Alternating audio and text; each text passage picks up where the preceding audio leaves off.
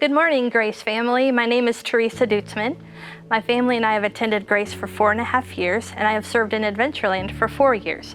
This is my 3rd year to be on the VBS team, and this year I get to serve as the 2nd grade teacher. I love Vacation Bible School. I'd like to tell you a story from my childhood that will highlight why I'm so passionate about Vacation Bible School.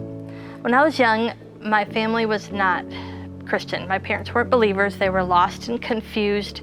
They were trying everything they could to fill that God-shaped hole inside their soul, and it wasn't working.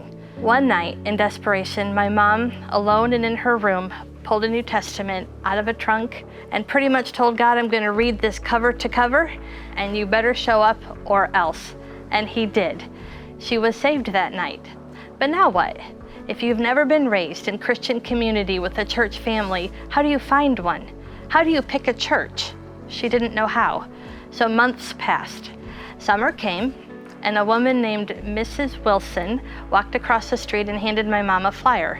It was for her church's VBS, in which my mom liked to send my brothers and I.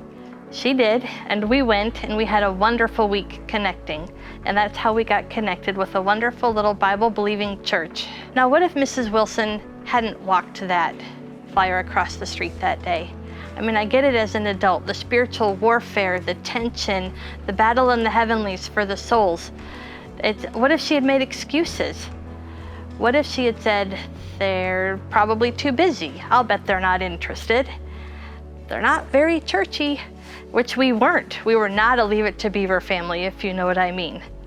I believe deliverance would have come to my family. God is kind and good, and 2 Samuel 14 says he devises ways, he makes up ways to bring us to him. So with or without Mrs. Wilson, God would have been faithful. But friends, Mrs. Wilson did give us that flyer that day. She did invite us. We did get connected to VBS, and it became our home church. 3 years later, my dad was radically saved in that church at a revival service. He became a pastor and a missionary. My family went on the mission field. One faithful servant plus a great and mighty God equals many, many transformed lives.